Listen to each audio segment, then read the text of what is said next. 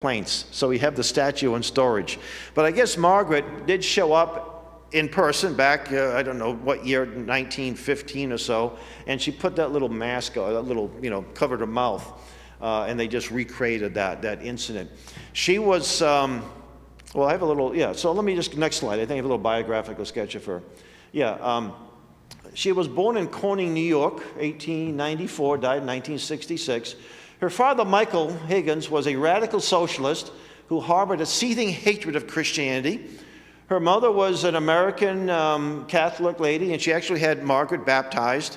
And she went to church with Margaret, but even today, I understand, like, if the father isn't involved with the spiritual upbringing of the children, most of the children, when they become teenagers or adults, they leave the church. It happened back then. So the radical socialists won out. She married William Sanger and had 3 children. Margaret would socialize with communists and socialists. One of them was Julius Hammer. That name sound familiar? You've heard of Armand Hammer? He was a communist Republican. Well, Julius was the father. He was also the founding member of the Communist Party USA. So the kind of people, the kind of company that she kept. You do judge people by the company they keep. I think it's safe to say. She wrote a book here. She was an advocate of free love. That means she slept around, didn't care who she slept with, and had numerous sex partners, no doubt her primary reason for birth control. In her paper, The Woman Rebel, she called marriage a degenerate institution. Karl Marx had a similar attitude on that, by the way. As a missionary for her sterile death cult, and that's what it is, by the way, it's a sterile death cult, she traveled around the world. She died in 1966, but her legacy of death lives on. Planned Parenthood receives approximately $500 million of tax. That's at the federal level.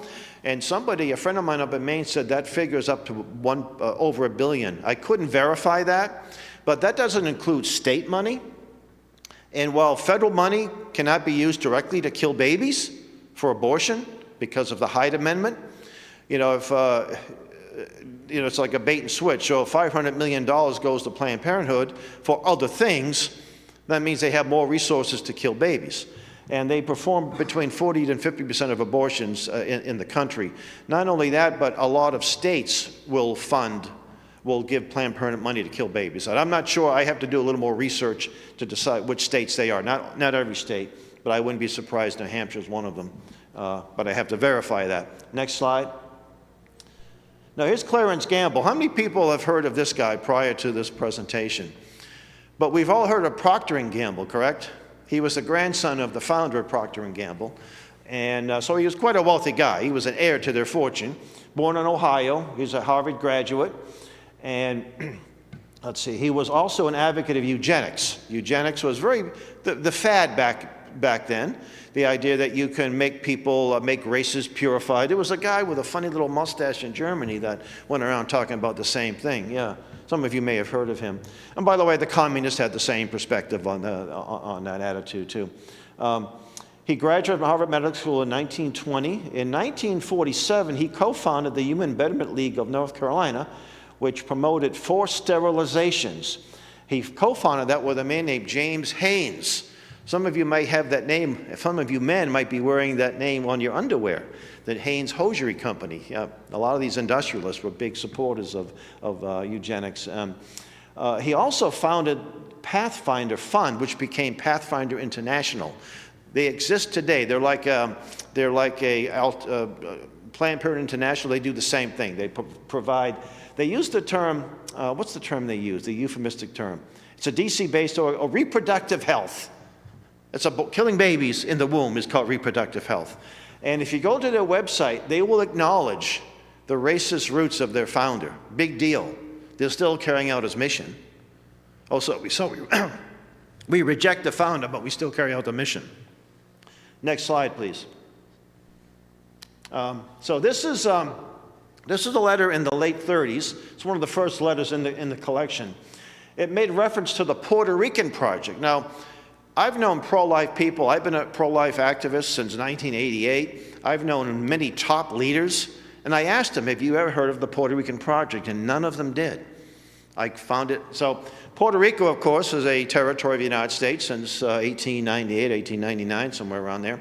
And their laws when it came to birth control were a little bit lax. So it was a ripe area to be exploited. And I'll get into more of that a little bit later. Next slide. Now, this was the infamous 3-page letter that I mentioned. This is in a little more detail.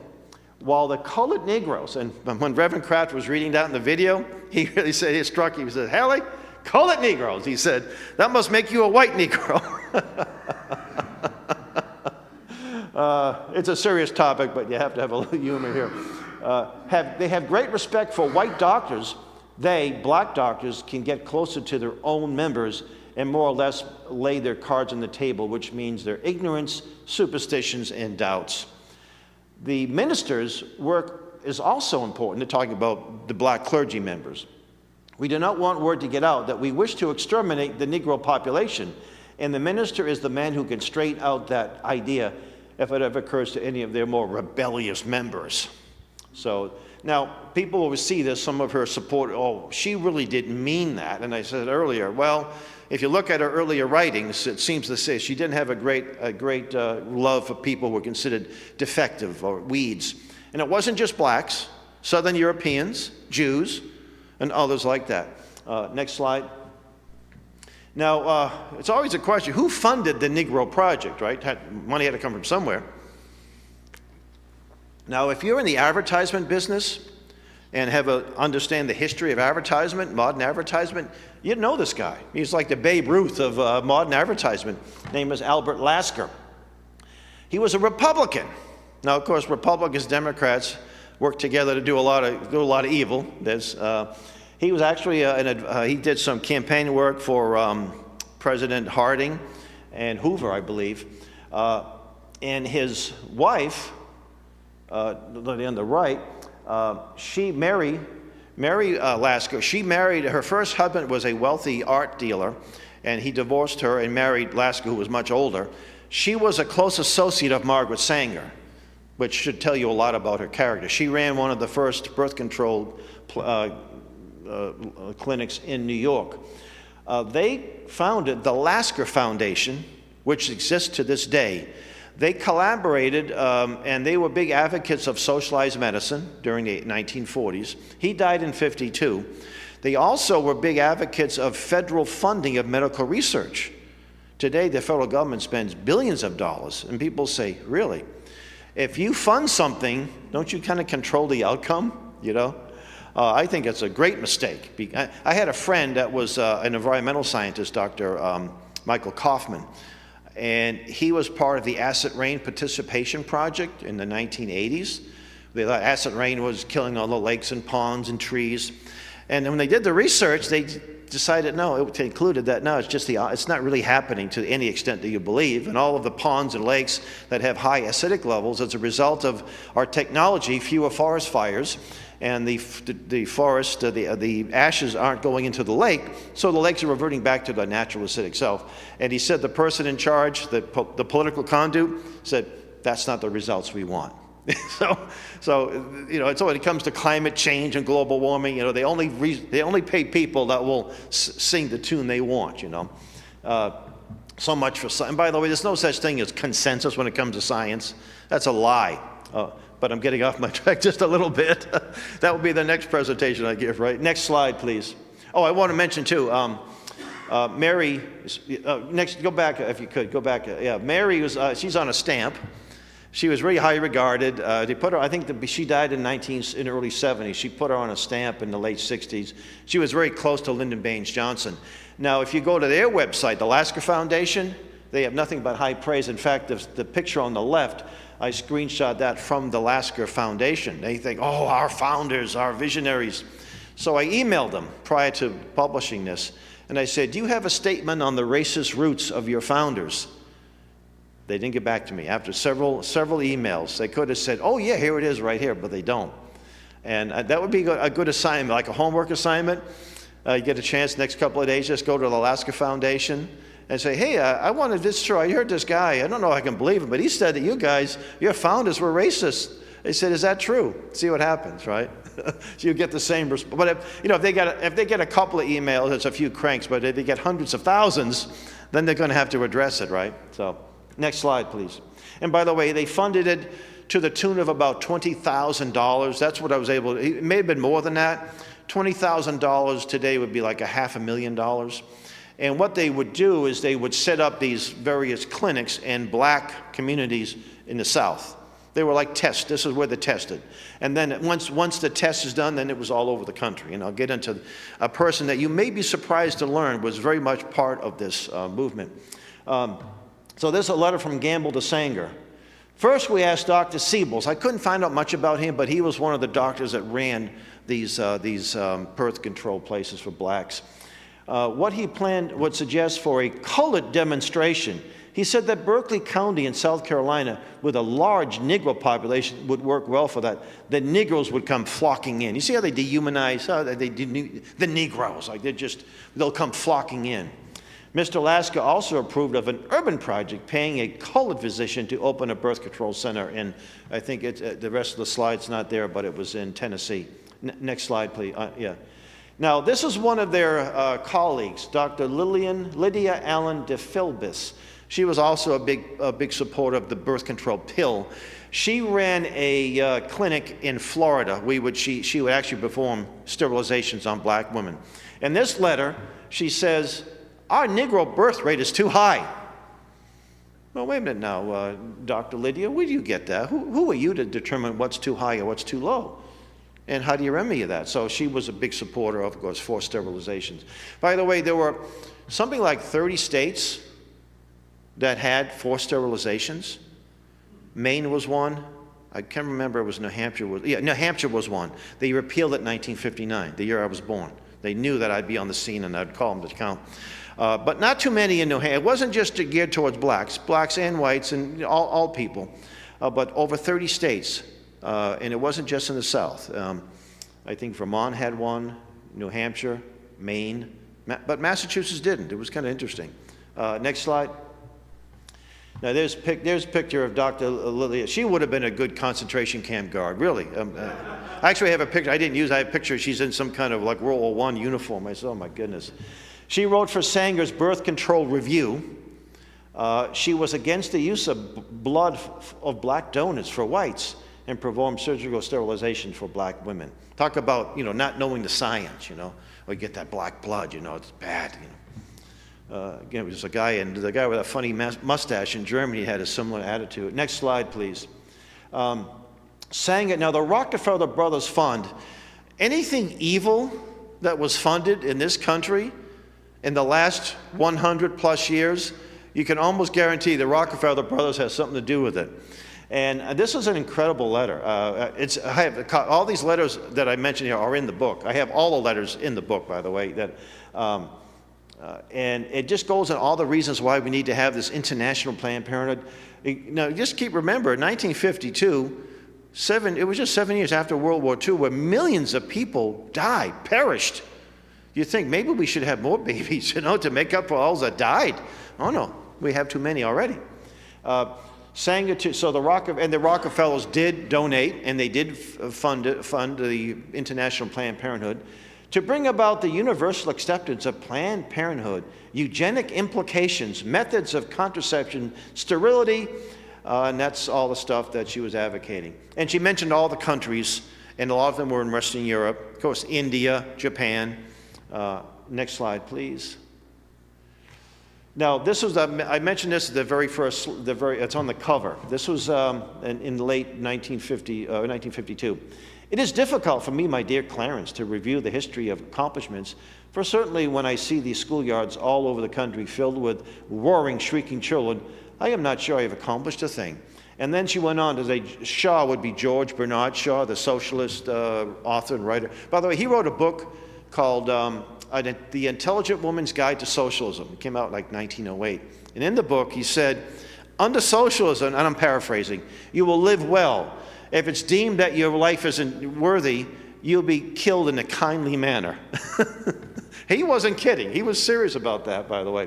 Shaw said that if birth control could become a practical reality, it would change the history of the world. That's how important this notion of birth control was to these. And next slide, please. Now let's look. It's 2024. Let's give a quick little overview of how successful family planning has been. Is the American family better today than it was 100 years ago? Is it stronger? Well, in the black community, 1965, 20% out of wedlocks. That was unacceptable to most people.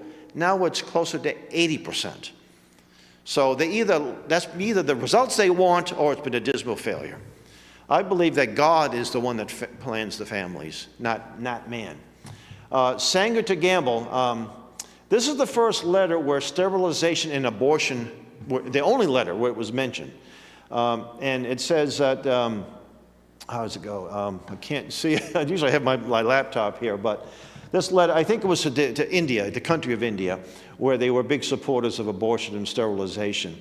And she said special attention should be given to it. Now, her supporters would say that she was against abortion. She actually had made comments against it at one point, but I want to believe that she kind of changed her mind as time went on. Next slide, please. In fact, one of the co-founders of NARAL, Larry, can't remember his last name, he was a close associate of Sanger, and he was the one that made abortion, helped to make abortion possible, and he believed that she was very much in favor of abortion. Gamble's letter to Japan's public health director. 7 years after World War II, Japan lost close to 3 million people in World War II, mainly young men. And he's trying to get the Emperor Hirohito to have a personal meeting with Sanger. It never happened. I understand they did have a meeting at a social function. But they were pushing, and of course the Japanese tend to be they did a survey of racism in the world, and they said that the English-speaking nations are the least racist, and Japan is the most racist.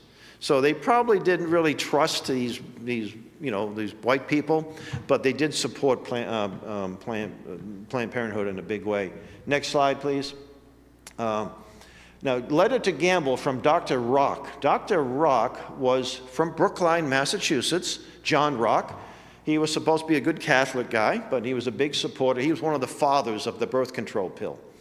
And Dr. Rock and, I'm going to mention another guy, Luther Stoddard, were both from Brookline, along with Michael Dukakis, some real heroes. Dr. Rock and Dr. Pincus, who was another father of the pill, were two doctors who pioneered the birth control pill.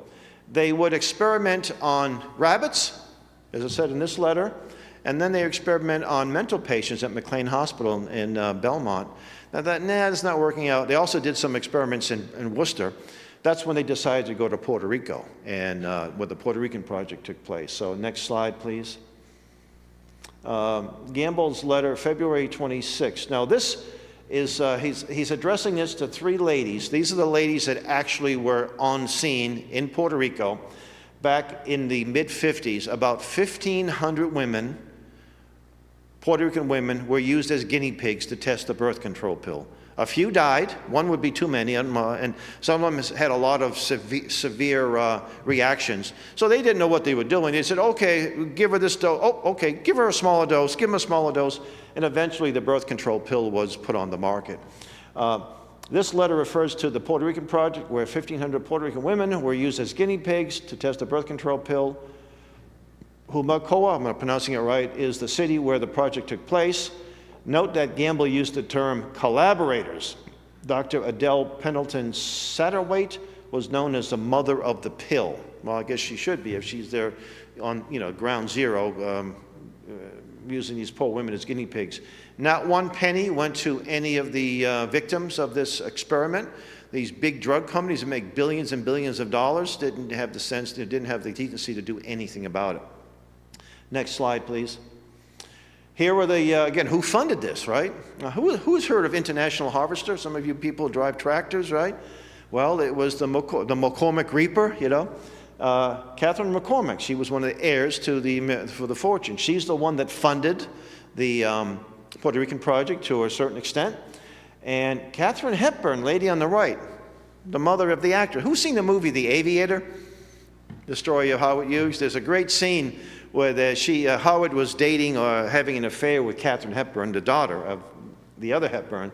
And there's a scene where they're in Connecticut, and Howard Hughes didn't like her too much. She's a parlor. They used to call the term parlor pinks, but she was an actual communist, a very wealthy communist. And she was a big supporter. She was one of the early supporters of Sanger. Next slide, please. This is something that's probably going to maybe get a little people upset, but you have to promote truth. Martin Luther King was one of there was two recipients, the first recipients of the Margaret Sanger Award, 1966, Lyndon Baines Johnson and Martin Luther King. He gave, his speech, Family Planning, a Special and Urgent Need, was delivered by his wife, Coretta, on May 5th, 1966. King couldn't make it in person, and he had his wife do it. Now, you say, well, he really didn't know, but about 2 weeks later, he wrote a letter to the person in charge of Planned Parenthood. Sanger was up in years. She died. She wasn't at this event, but she died shortly thereafter. And he praised and thanked them for allowing him to be the recipient of this award. So I have the whole speech, and what's kind of interesting how I got a copy of it. Back in my younger day, when my hair was a little on the blonde side, I was living at 199 Fairmount Avenue in Hyde Park, 02136. I was getting mail from a woman that lived at 199 Fairmount Avenue, Newton, 02163. They somehow reversed the zip code, so she was a hard lefty.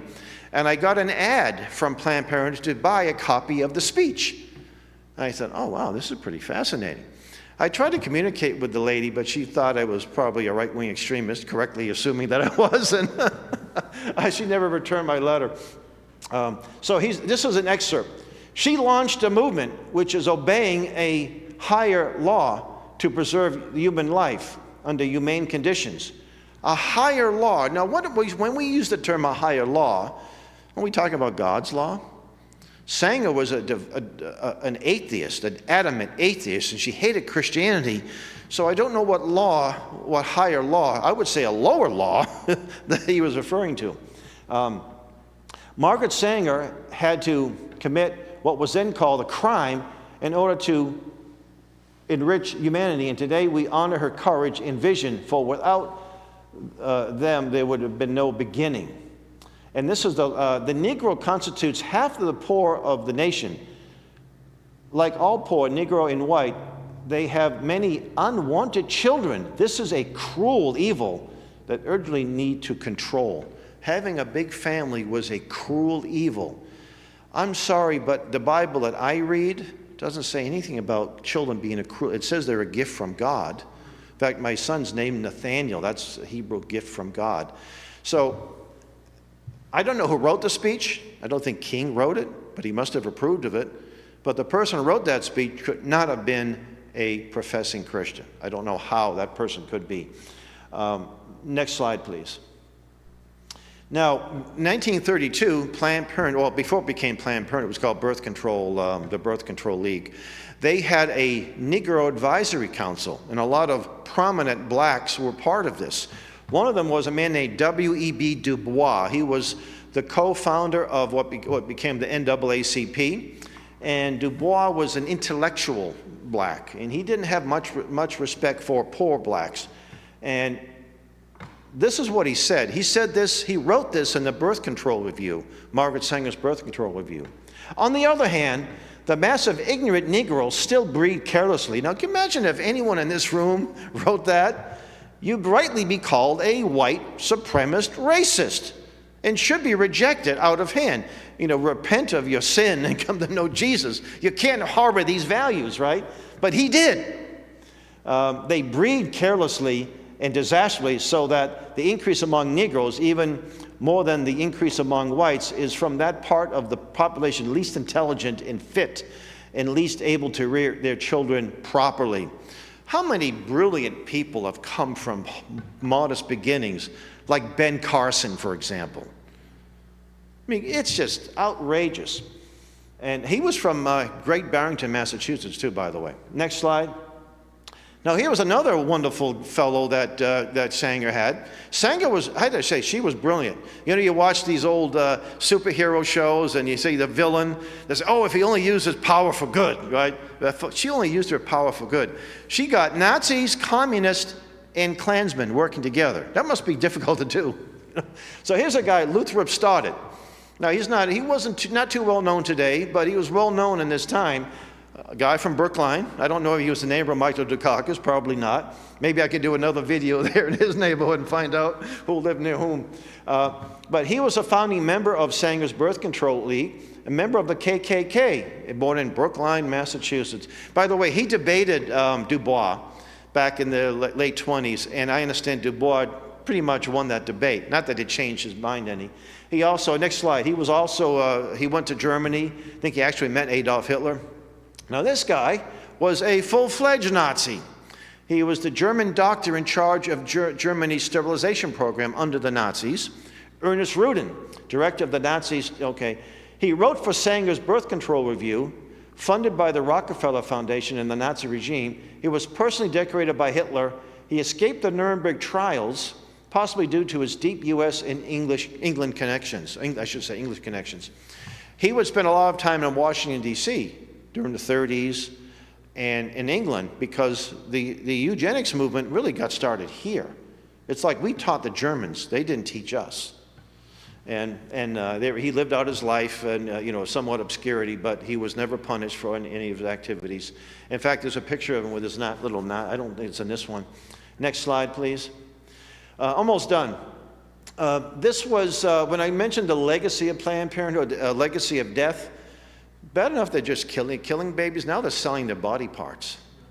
And this lady here was, a young lady, was one of the persons that was job was to procure body parts for from Planned Parenthood to sell for medical research.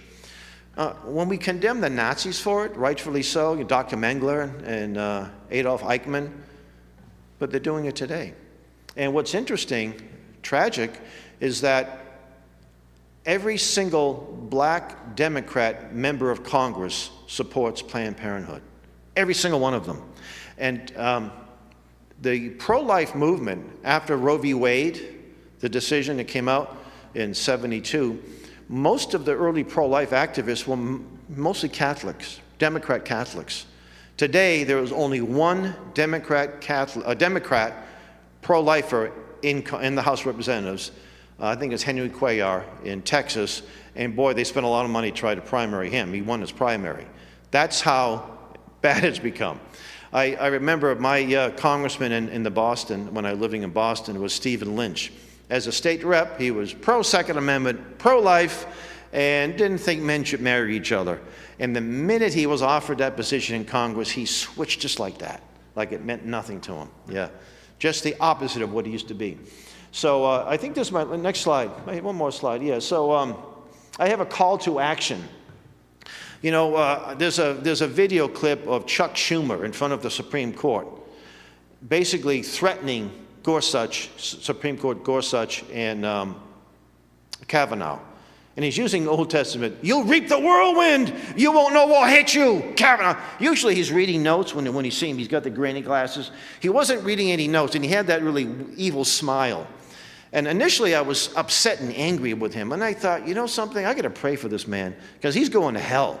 With an attitude like that, he's adamantly calling for their bodily harm. And what, a year and a half later, they tried to murder Kavanaugh. This crazy guy shows up with weapons and with zip ties. He was going to actually execute his whole family. Schumer never apologized. Nobody held him accountable. There was no condemnation in the Senate. Should have been. Wicked. So I say, you know what? He needs our prayer. So in the call to action in the book, we got to pray that we change the hearts and minds of these people in this filthy, evil industry. And thanks to Abby Johnson, lots of people have come. She has an organization of former abortion providers. And I do recommend you watch the movie, because the scene, and she was a churchgoer, by the way. She thought she was a good Christian gal. She thought she had nothing wrong with doing it. They're not real humans. But she actually was asked to help out with a complicated abortion procedure. And she saw that little precious baby in the womb fighting the suction. And she had a breakdown. And that's why she had come out and expose it. And because Planned Parenthood doesn't like this kind of exposure. And that's why we like to do it. We like to expose these evil organizations. Also support a crisis pregnancy center. in the wake of the leak of the Roe v. Wade decision back in, I remember because I was on the Newsmax, the Rob Schmidt show. I was ready to get on. You know, I had my little hit, I was ready to, in my office. And that's when I got news. Oh my goodness, they leaked the story. Oh, they're going to cut me. And instead of cutting me, they actually asked me if I would comment on it. I said, absolutely, yeah. Oh, I'm ready for this one. And then, so there's one in Rochester, New Hampshire. I think there's 4 or 5 in New Hampshire. In fact, when we had the speaker here last fall, the gentleman who ran the Planned Parenthood, the Crisis Pregnancy Center, it's Christian-based, in Rochester, was here. But they've been harassed. They've been, their places have been damaged. There's been some set on fire. In Massachusetts, the senator, the U.S., what's his name? The fake Indian, they call her. She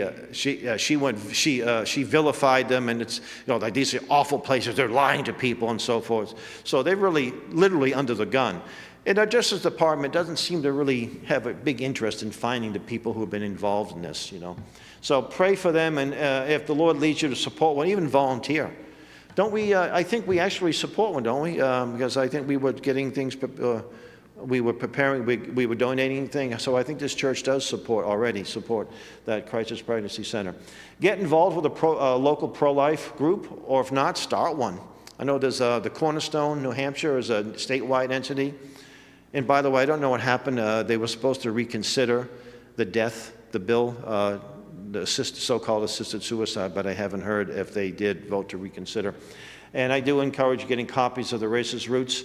And I just posted a PDF version on our website as a free download, so you can just copy and paste it and email it to people who may not agree with this. And ask them to see these letters and ask them what they really think of your hero, Margaret Sanger. Maybe they'll have, we're praying that they have a change of heart. I think that's the last slide. Is it? Next slide? Oh, that's it. All right, well, thank you so much for coming. And we got to pray for this nation, because if we don't have revival, that's really what we need. We can pass laws that support, like Roe v. Wade was repealed, that didn't end abortion. I think a lot, in fact, Texas, I understand, had 15,000 more births as a result. And you know what? Of those 15,000, I think 14,000 were Hispanic women. Oh, it didn't set the left to. They don't like it, Talk about the racist roots of the organization. So thank you, and God bless. And happy Resurrection Sunday.